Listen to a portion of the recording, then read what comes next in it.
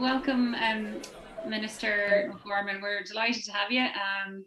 It's great to have a Minister for Children, Equality, Disability, Integration and Youth. We were saying earlier before you joined the call that it's quite a brief and it's certainly, even if you had one day a week, it'd be hard to get everything done. But so we're very grateful anyway for your time. So the initiative, this is an initiative between schools in Northern Ireland and the Republic. So we have 4 schools and it's a joint initiative between Politics and Action in Northern Ireland and the Glencree Centre for Peace and Reconciliation in Wicklow. So we have 4 schools that are involved this year. We have Lutterellstown in Dublin, so it's nearish your constituency. Right in the middle of my constituency. Yes, exactly. Yeah. We have Loreto in Donegal. We have Dominican College in Belfast, and we also have Ballyclare High School in Ballyclare, County Antrim. So they work over the year over different topics they've been looking at. And today they have a series of questions for you.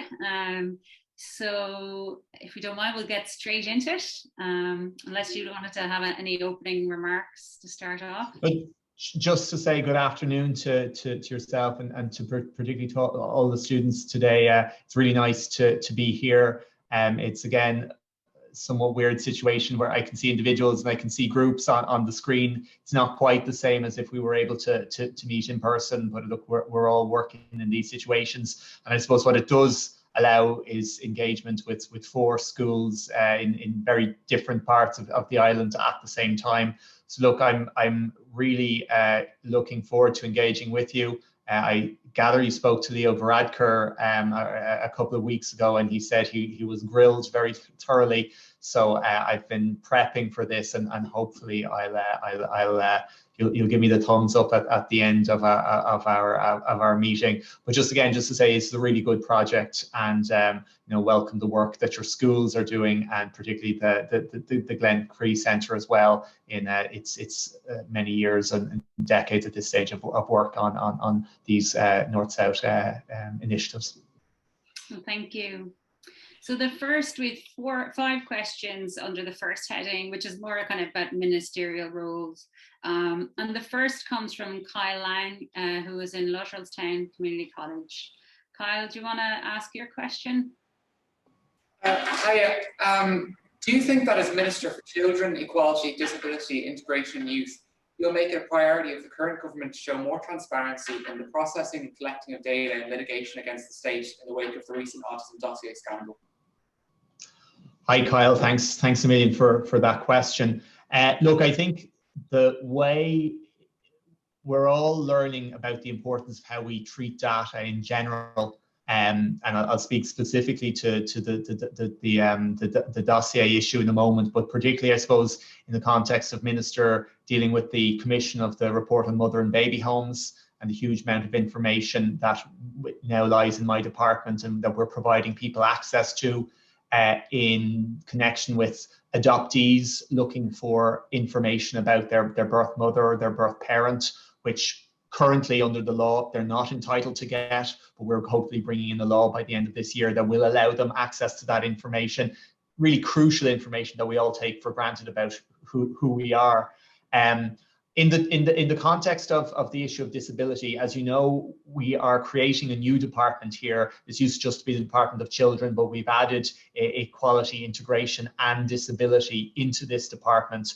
And a lot of that is taking the issue of disability out of the Department of Health. Because look, the Department of Health is great, but it's just such a massive area. And it has so much to do in terms of GPs, in terms of our major hospitals, in terms of nursing homes.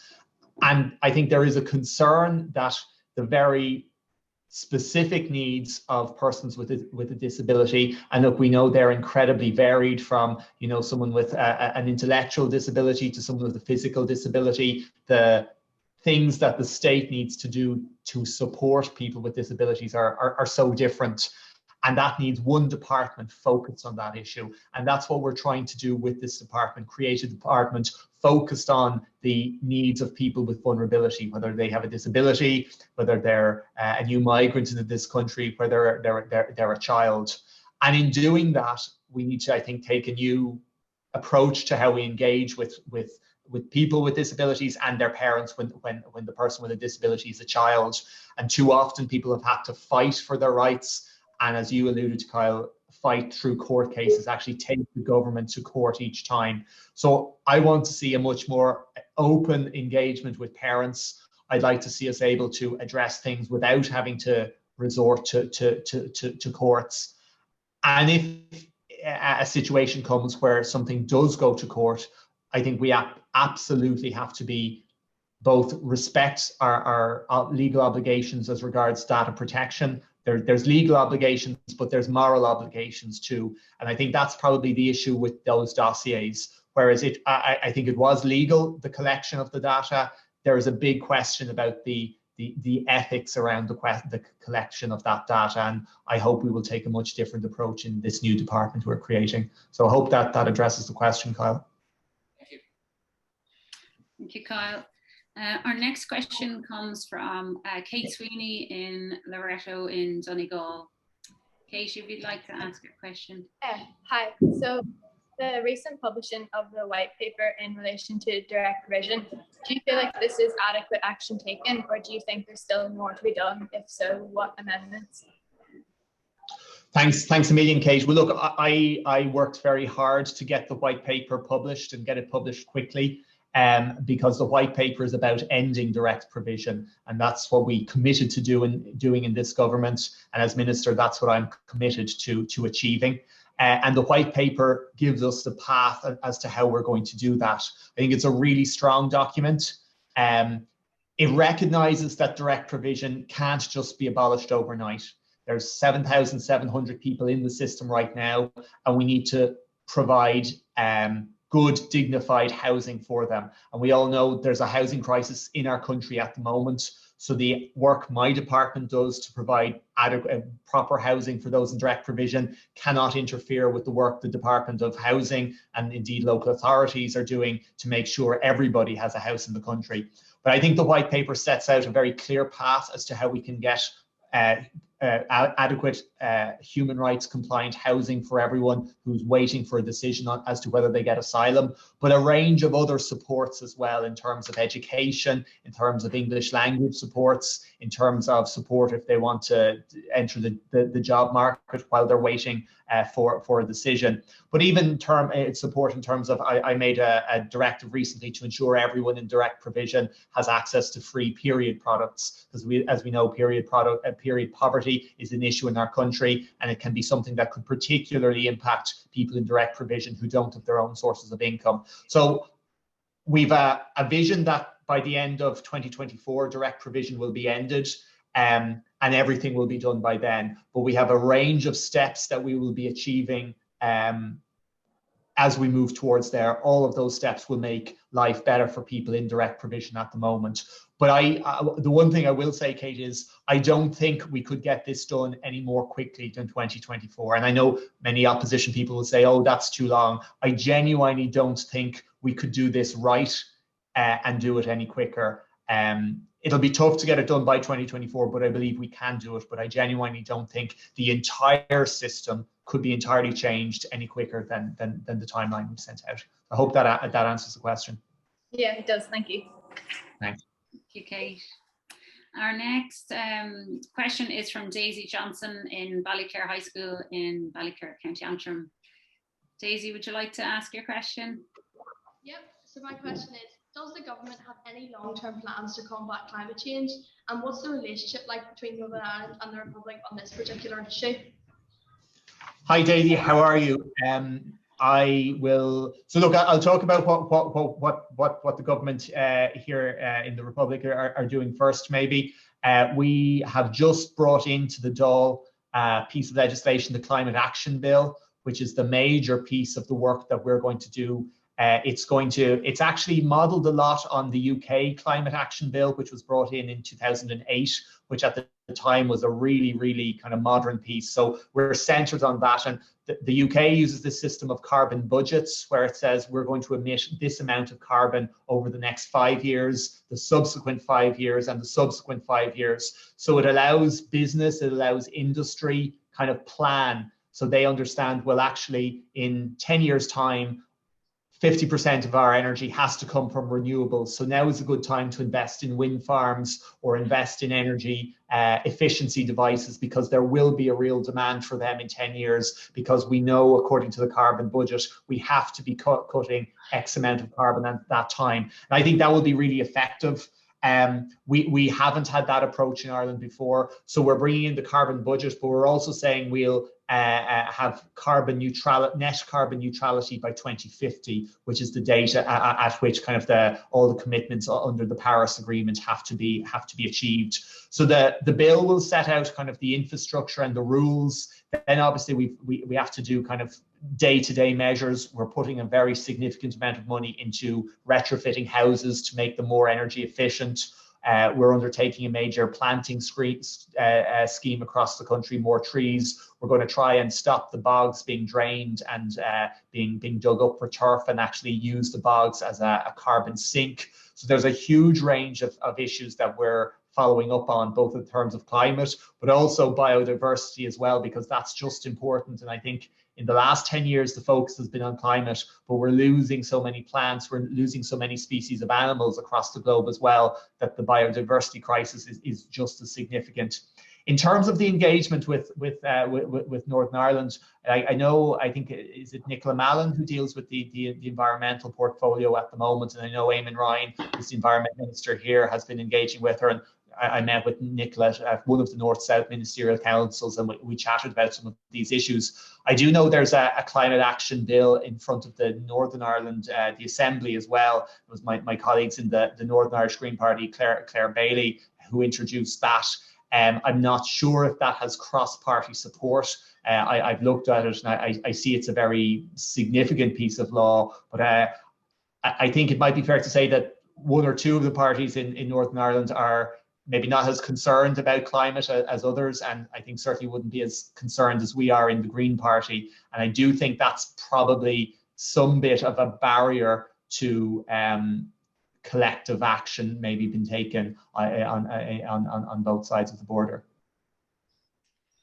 Does that answer your question, Daisy, or do you have any follow-up questions for the Minister? No, that's great, thank you. Yeah. Thanks, Daisy, appreciate it. Because Ballyclare as well as Loretto are in rural constituencies, so obviously climate change affects everybody. I know they have a strong working farming community as well in those areas.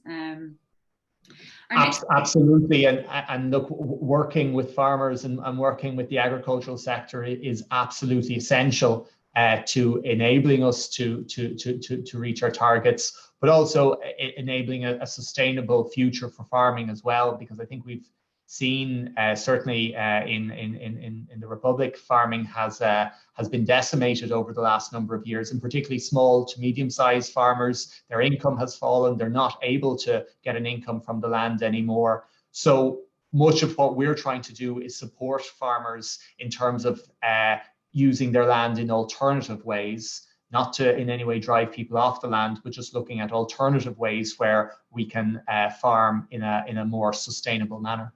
Mm-hmm. And I think too often there's this attempt to kind of pit farmers against kind of climate activists, and I certainly don't buy that at the minute. You know, the support of the farming community is absolutely essential, but I think, you know, ignoring the issues of climate as maybe some of the very big farmers organizations sometimes suggest we do, isn't a feasible way to go forward either. Mm-hmm. And I'm just hearing one of my colleagues saying there that that support for the Claire Bailey bill, for the Green Party bill up here, has all party support except for the DUP and the TUV. So there is a good support for it. Yeah. So the next question comes from Diana Orzu from Luttrellstown Community College in Dublin. Diana, do you want to ask your question? So one new issue within your area of responsibilities have you become the most determined to improve since you took on your role? Thanks, Diana. But look, I'll give you a politician's answer first and say all of them. Obviously, I want to make everything much better.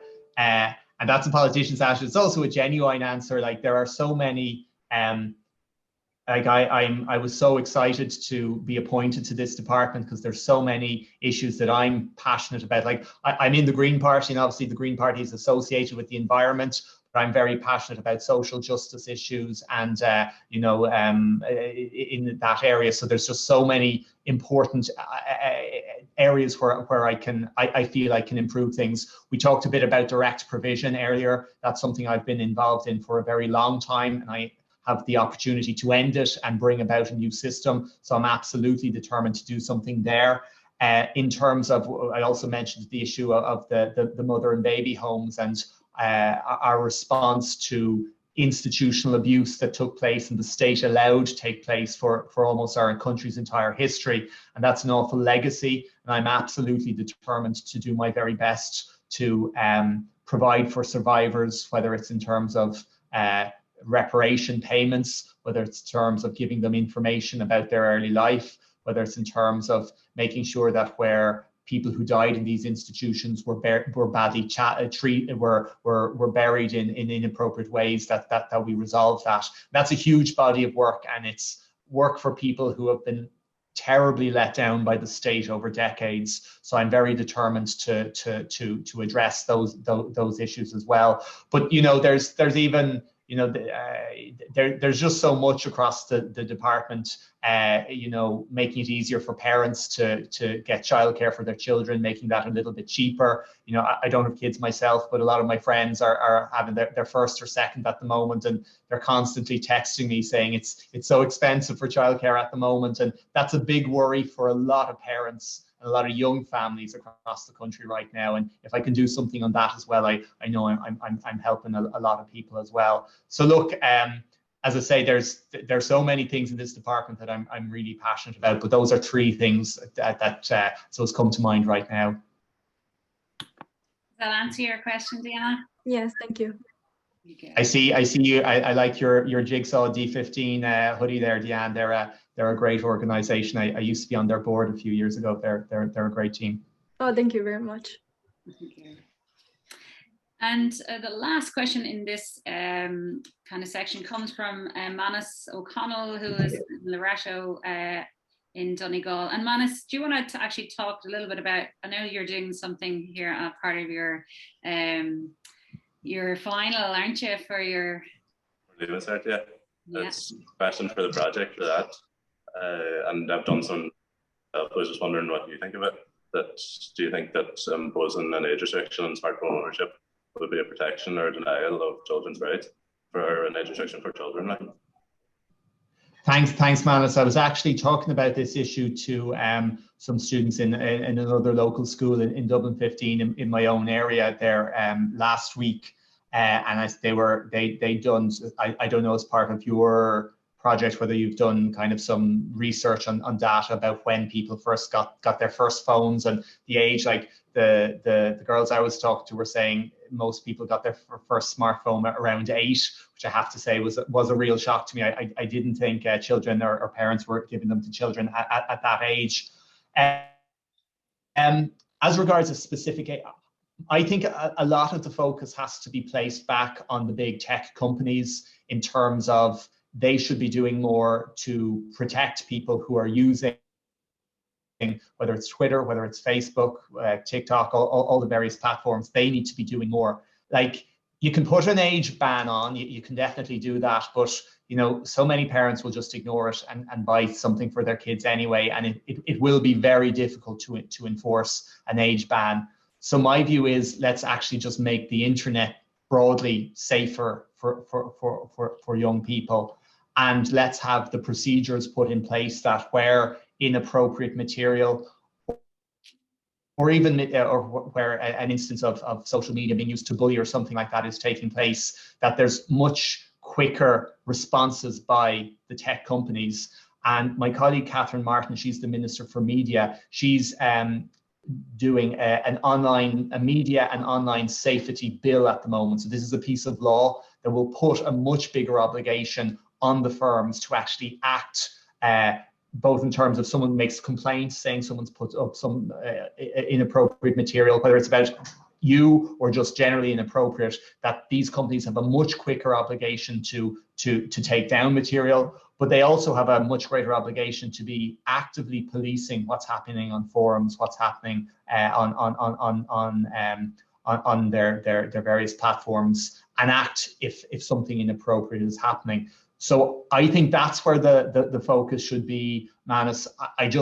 Whereas I do see an argument for the age restriction, I'm just not sure how enforceable it is, to be honest. And Manus, what are you finding yourself? What do you think? Yeah, well, just when I was kind of getting the age children are getting phones, getting more younger. Like for first years, it was about 10 was when they're getting it, and then there's a lot more 8-year-olds getting it in primary schools. So I was just wondering if I could email you after this just to put on a few more points, and if you could reply to that, would be great from a project. Yeah, absolutely. Yeah, happy to do so. Yeah. Good man, Manus.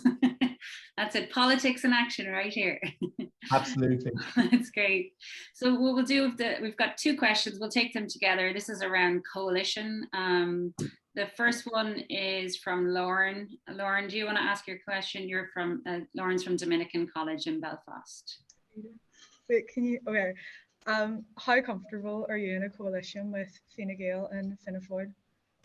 And the second question is coming from Matthew Hull in Loreto in Donegal again. Matthew, do you want to ask your question? You've been someone who's been involved in the Green Party for a long time. Thus, what do you think the party has learned since the previous coalition from 2007 to 2011 with Fianna Fáil? Thanks, Matthew. Thanks, Lauren, for those two questions. Look, I think they're very opposite questions. I suppose it's coming up to just nearly a year now since this coalition was formed. Well, look, I suppose everyone who runs for election runs on the basis of their own party's manifesto. Look, the Green Party is a small party, and I think we always accept that if we're going to be in government, it will be as part of a coalition. And as one of the smaller parties in the coalition. I wasn't a TD, I wasn't a councillor when we were in government in 2007 to 2011, but I was active, as you said, Matthew, within the party, and I would have learned a lot in terms of the programme for government needing to be very detailed, timelines put in for achieving things, not everything being left to the last year sort of thing when maybe the whole government has fallen down, in terms of a clearer understanding between those parties in government about what's trying to be achieved, and if there is a problem, a way of addressing, a way of resolving problems. And I think we did that in the programme for government we negotiated. Now I suppose I was one of the negotiators for the Green Party, so I'm a bit biased in terms of what we got into it, but I believe that when I see as a party we got 7% of the vote nationally, we got 12 TDs out of 160, but when I look at the programme for government, I see Green Party policies all over every single page. It's not perfect, there are some elements that I wouldn't be as mad on, but I generally see it as something that moves our country forward in a progressive way on environmental issues, social issues, economic issues, and all the issues that matter to me and matter to the people who voted for me. As regards when I went into this election, I said I was willing to talk to every party about being in a coalition. I didn't say, no, I won't talk to Fine Gael. I didn't say, no, I won't talk to Sinn Féin. And after the election, we did talk to all the parties, but it became clear after a number of weeks that the only set of parties that looked like they were serious in sitting down to negotiate a full programme for government and who would make a majority in the Dáil, because obviously you need your majority in the Dáil, was Fianna Fáil, Fine Gael and ourselves. I feel the coalition has worked reasonably well. When I see where we are as a country in terms of, I suppose, particularly in terms of COVID, when I look at other European countries at the moment, many of them are going back into lockdown when we're coming out. And of course, when you look internationally, you have your Indias, you have your Brazils, which are completely out of control in terms of how they're addressing COVID. So the last year has been incredibly difficult, and I know many people have lost family members to COVID, and everyone has lost experiences and lost time with family and impact on their careers or on their school or their college life. But I do think when you look kind of internationally, I think Ireland has done quite well in how we've managed this crisis, and I think the government have been part of that. So I think, you know, I think the coalition on that and on other areas is working reasonably well.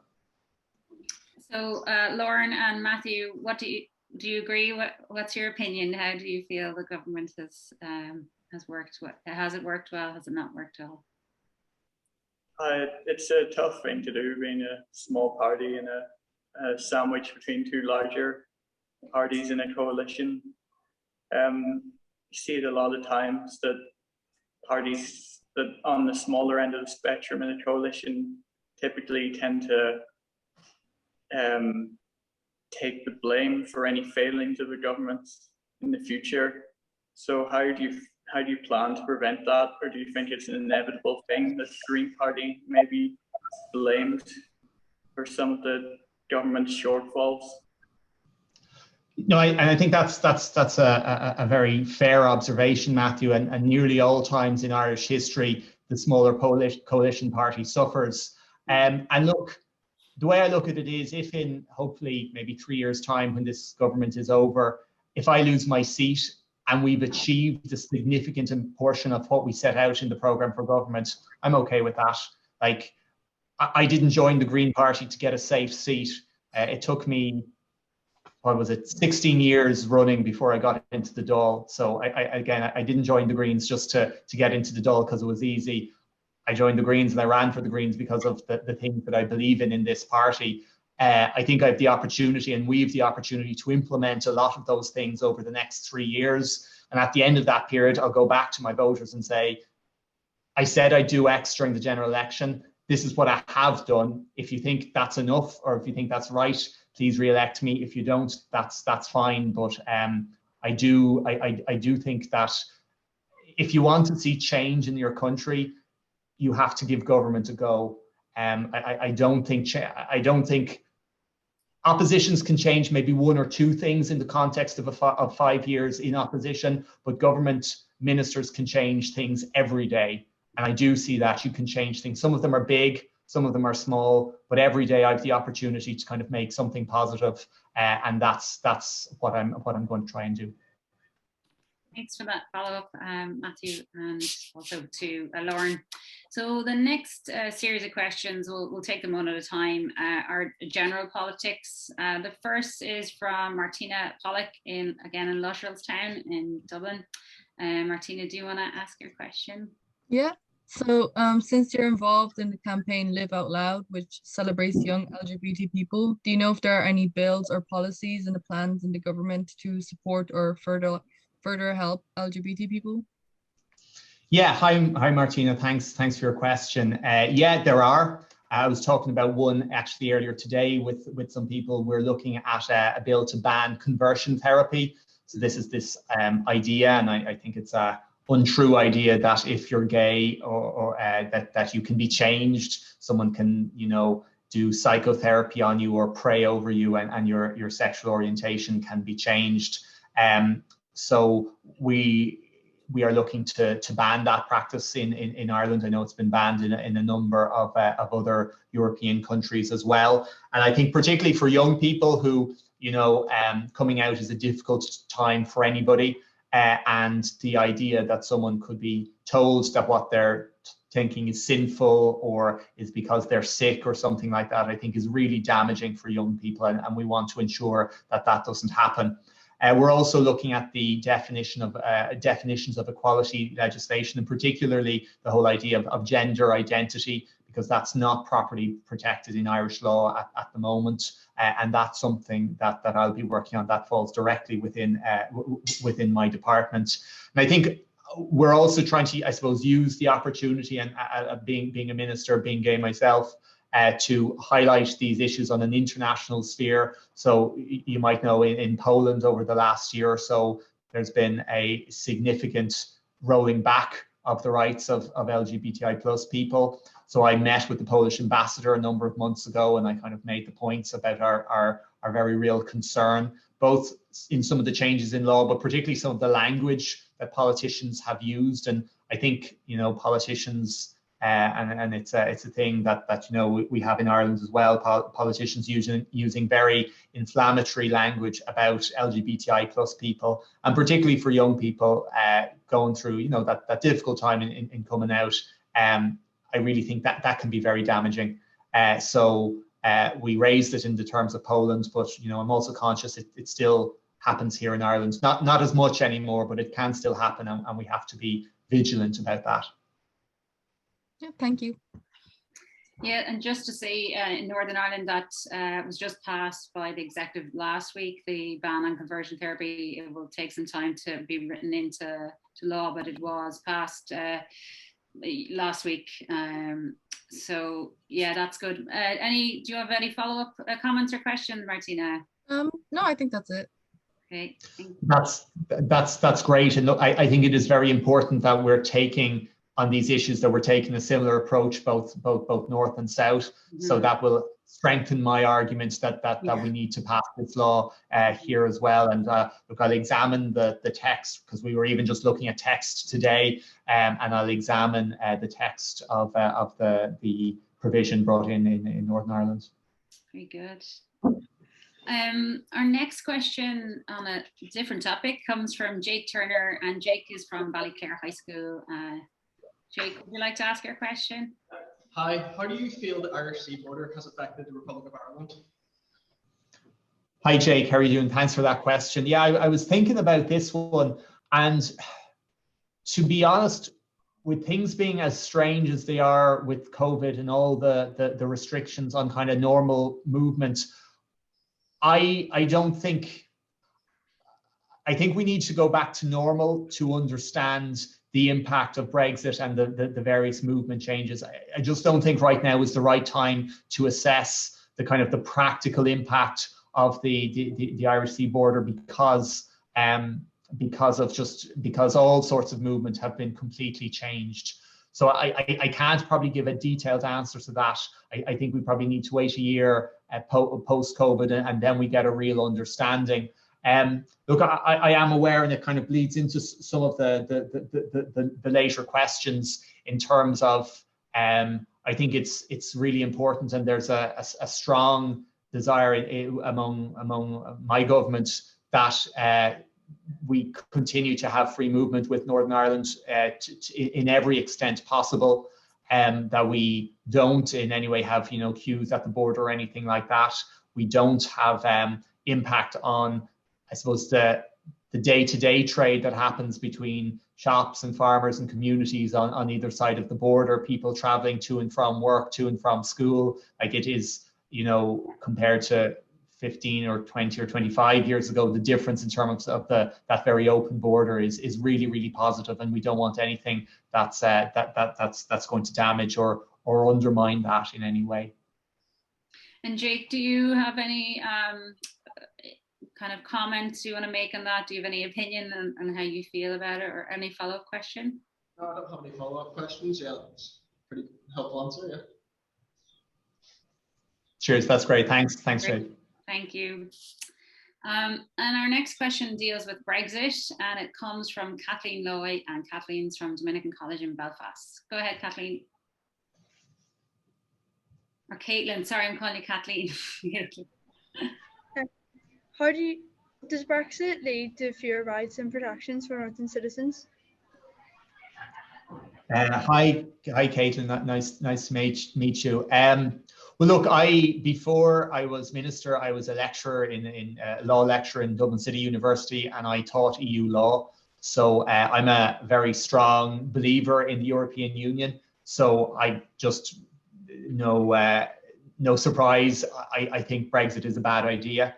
I think there's plenty of things you can criticize the European Union about, but I think by and large, the European Union has been beneficial for all the member states and for the citizens of member states. And I look at so much of the laws we brought in Ireland since we joined in '72, and so many of the progressive laws that have improved rights for women, for LGBTI+, for minorities, for travellers, for people with disability, but also for consumers, for our environment. Certainly in Ireland, many of them have originated from the European Union and are as a direct result of our membership. And I suppose if the pressure from the EU hadn't been there, I think Ireland would be a very different place and a much less progressive place, and I think a much less open society as well. And if I felt the role that the EU plays in ensuring we as a country remain open and progressive, if I felt that was gone because Ireland had left, I'd certainly be very worried about rights. As someone who's directly benefited from rights from the European Union, I'd be very worried. Now, I'm conscious that I'm sure among, particularly from the schools from the north, there are people with different views on Brexit. It was never for me to tell people in the north or people in the rest of the UK what their views were, what they should vote. But certainly I see Brexit as a negative, and I am every day grateful that Ireland continues to be part of the European Union. So I don't know, does that answer the question? Yeah. Thank you. Thank you, Caitlin. And our next question is from Bailey Snowden. Bailey's asking the question from Dominican College. Bailey's standing in for Rosie Huddleston, who can't be here today. So go ahead, Bailey. Is the southern state now more progressive than the north? Hi, Bailey. Well, you guys have just brought in the ban on conversion therapy, and we haven't yet. So on that one, yourselves are certainly ahead of us. I think in terms of laws, we're probably in and around the same. I think maybe in terms of attitude and public attitude, there probably is still a bit of a difference. I haven't been up for Pride in Belfast for a couple of years now, but I do remember the last time I was there, marching in the parade, the very extensive counter demonstration that took place on the day. And indeed, I think I've probably been up for Pride 3 times, and there was always, and it wasn't like Pride in Dublin, you might have one old fella being like, oh, down with that sort of thing or something like that. Whereas in Belfast, it was a very significant number of people, very clearly organised. And that was a shock to me, to be honest, to see that happening. And I suppose we were maybe talking about the language that politicians use. And I think down in the Republic, very few politicians would say anything openly hostile to the LGBTI plus community anymore. Very few. There'd be one or two maybe, but even that would be quite mild. Whereas I think there are some politicians in the north who would still say what I would regard as extremely kind of aggressive or unpleasant things about the LGBTI plus community. Not many, but there are some. And I think that difference in approach, like every party in the Republic is very comfortable in advocating for LGBTI plus rights, very comfortable with it, and do so. And I don't think, again, that's probably not the same in Northern Ireland. There's probably one or two parties that are still quite uncomfortable with that. So I think it's probably, and again, you know, that's just coming from my view here, it's probably an issue of kind of maybe attitudes of society where there's, or attitudes of some of society, it should be said, that where there is a difference. What do you think, Bailey? Do you think that the southern state is more progressive, or is Northern Ireland more progressive? I think that both have their own sort of progressiveness. So like you said, for laws and attitudes, both would be in different states of progression. Yeah. Very good. And our last question, it comes from Ballyclare High School, and it's coming from Jack Ferguson. Jack, do you want to ask your question? All right. Do you think the UK should help Ireland with the vaccine rollout, and does NI have a duty to help with this? Thanks for that, Jack. I suppose following UK's leaving the European Union, the regulatory scheme for COVID, for the COVID vaccines was a bit different. The UK had its own regulator and it was able to start the vaccine rollout earlier. And I know a kind of a different approach in that the UK approach is give everyone the first dose as quickly as possible and then get around to the second, whereas in Ireland we're trying to keep the first and second dose a good bit closer. We've made great progress. We've got 1.4 million doses given out at this point. So I don't think we need help right now, to be honest. I know we're a little bit behind in terms of coverage, but we've got a very clear pathway in terms of making up. And obviously, I know UK would have major reliance on AstraZeneca. We're focusing a bit more on the Pfizer vaccine and using that. And as we see it, that's a bit more flexible, particularly because, you know, there's some restrictions on AstraZeneca following the blood clotting, the very small number of blood clots, but they're none the same. What I would say though, Jack, is I think Ireland and the UK and all of Europe, as we go through this summer and get our population substantially vaccinated, we all have an obligation to do more in terms of the rest of the world. I think there's like maybe 1.4% of Africa vaccinated at this stage. We're seeing what's happening in India at the moment, and there's a major international effort to support India in terms of looking after the people who are unwell, but really we need to be supporting these countries in terms of vaccinations. So that's where I think the help needs to be. Those developed countries, those countries that have been successful in the rollout need to come together and make a real effort to start supporting vaccinations in countries where they don't have the capacity to do so yet.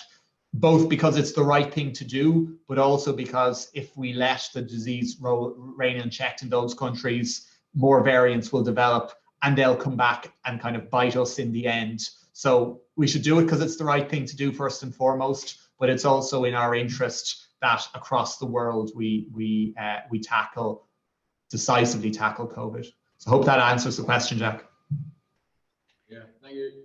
And Jack, what do you think yourself? Do you think other countries have an obligation to help those nearest to them? Yeah. You do.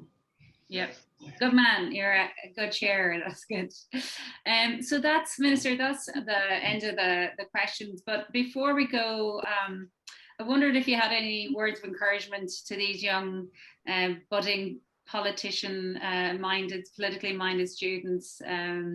As you were once yourself, I know you got, well, your first was at 10 years old and you went to your start campaigning for the Green Party. Is that what I read? Yeah, well, look, I suppose just I've been active in politics a long time, and I'm active because I have seen campaigns that I've been involved in and involved in with so many others actually bring real tangible results. When the Green Party were in government from 2007 to 2011, marriage equality wasn't a thing.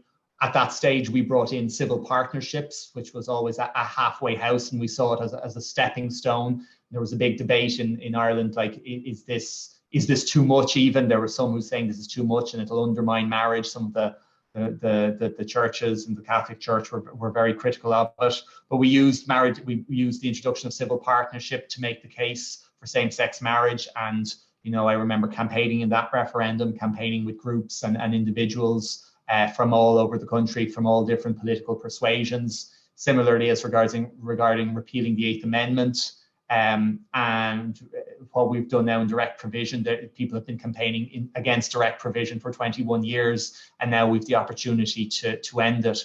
So look, I think it's very, you know, people can be very cynical about politics and about politicians. And look, there's plenty to criticize in terms of how politicians act, and maybe in terms of over-promising. But I certainly believe that political activism can bring about real change and very substantive change, and sometimes in a much quicker time frame than you might think.